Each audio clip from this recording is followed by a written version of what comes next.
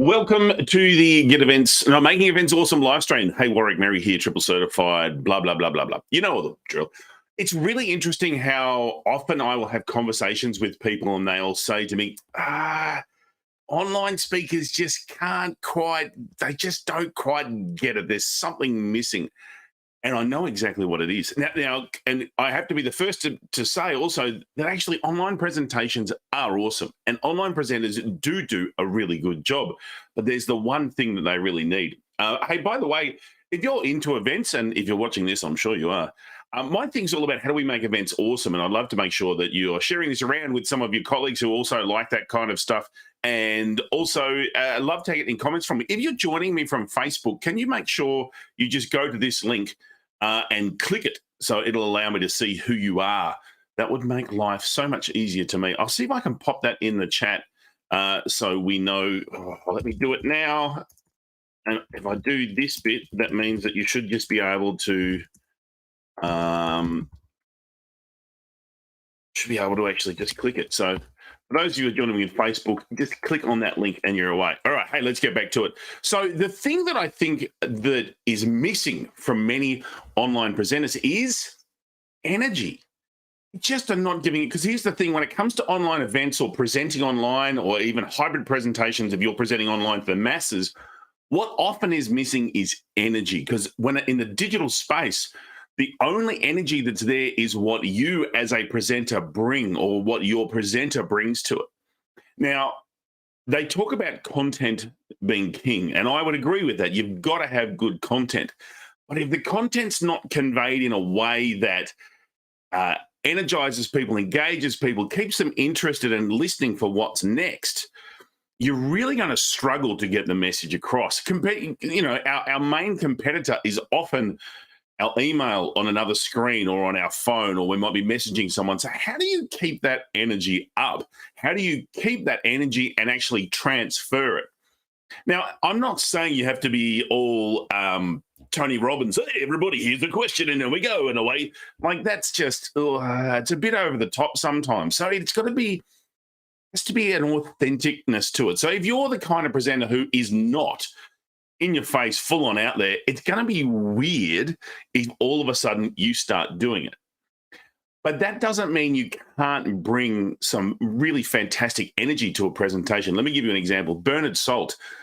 If you haven't had a chance to see Bernard Salt present, please do what you can to make sure you do it. Now, he is a really smart guy. He is a demographer, and he's the kind of guy who reads the census for fun. Why? But the thing is, he presents the information in a way that you get it and that you understand it. He looks at what's the pain point the audience has and how can I put this forward in a way that's engaging.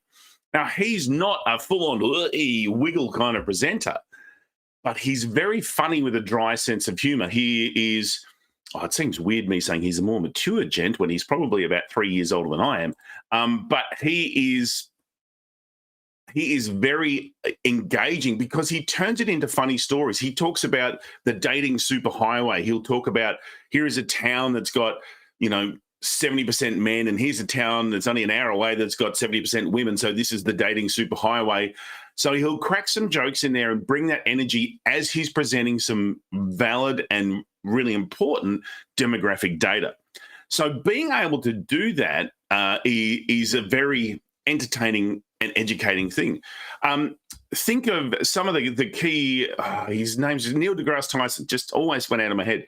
Like, he talks about science and some of the scientific discoveries. Now, for me personally, I'm into science and I dig that. But he makes it very real and very accessible. And part of the way he does that is he's actually passionate about what he's talking about. And he has that different variations in tone and in speed of his stories.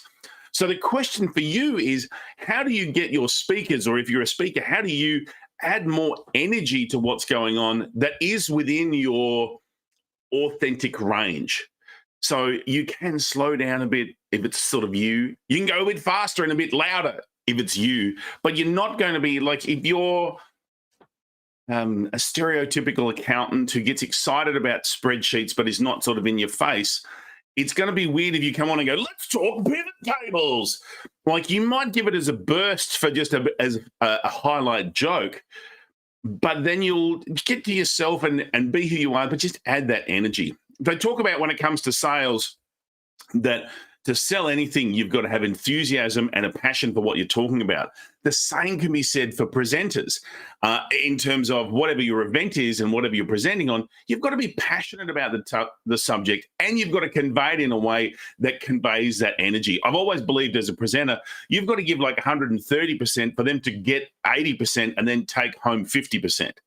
And I think that's even, the numbers are probably deflate even more when it comes to online. So my thing for you today is in terms of with the engagement and the enthusiasm with which your delegates are embracing the speaker, the key thing that they need to be able to transfer is energy.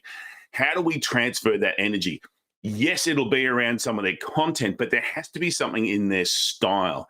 And you can't just depend on special effects and tricks. Don't get me wrong. I do like the special effects and tricks, and I do use them myself, as you've seen throughout the course of some of the presentations that I've done with just simple things like my little name flying across the bottom.